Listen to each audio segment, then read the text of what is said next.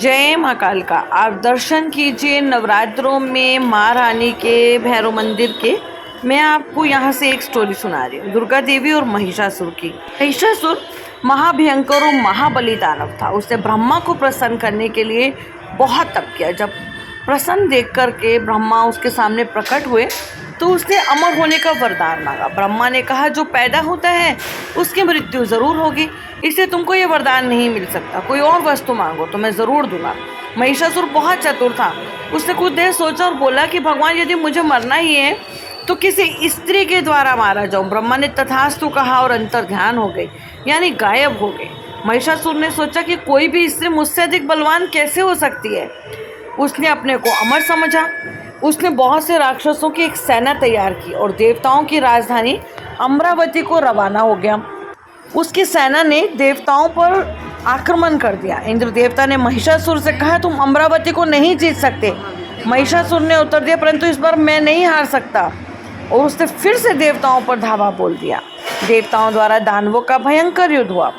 युद्ध बहुत सालों तक चला। अंत में देवताओं की सेना महाबली असुरों दानवों की सेना से हार गई। महिषासुर ने सारे देवताओं को स्वर्ग से निकाल दिया और स्वयं इंद्र की गद्दी पर बैठकर तीनों लोगों का राजा बन गया।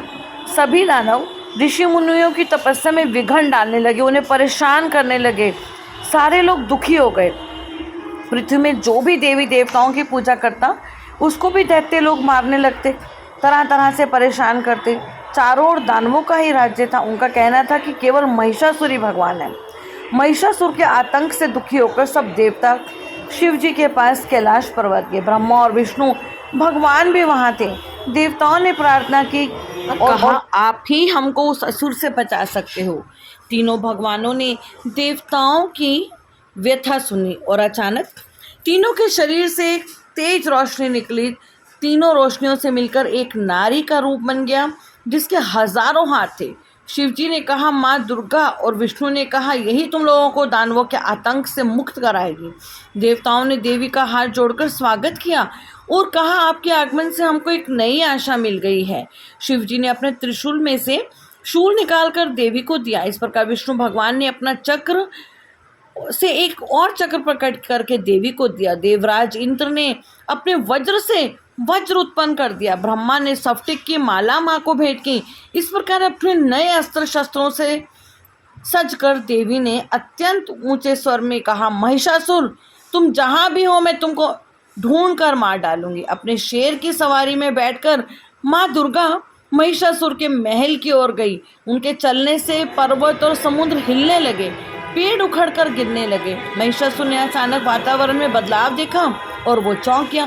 उसकी समझ में कुछ भी नहीं आया। वो दौड़कर अपने महल के मुख्य द्वार पर गया। देखा माँ दुर्गा उसकी प्रतीक्षा कर रही हैं। महिषासुर को देखते दुर्गा ने कहा, जिस रूप में तुमने अपनी मृत्यु मांगी थी वो आ गई।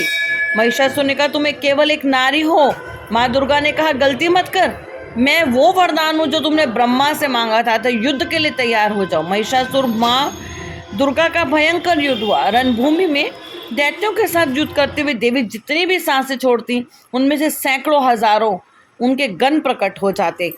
देवी की शक्ति से बड़े हुए गण असुरों का नाश करने लगे। महिषासुर बहुत गुस्से में आ गया, चिल्लाया, मैं देवी और उसकी सेना को मार दूंगा। उसके बाद महिषासुर ने भैंसे का रूप ले लिया। देवी ने उसको जोर से धक्का दिया, वो शेर बन गया। देवी ने उसका सिर काट के फेंक दिया।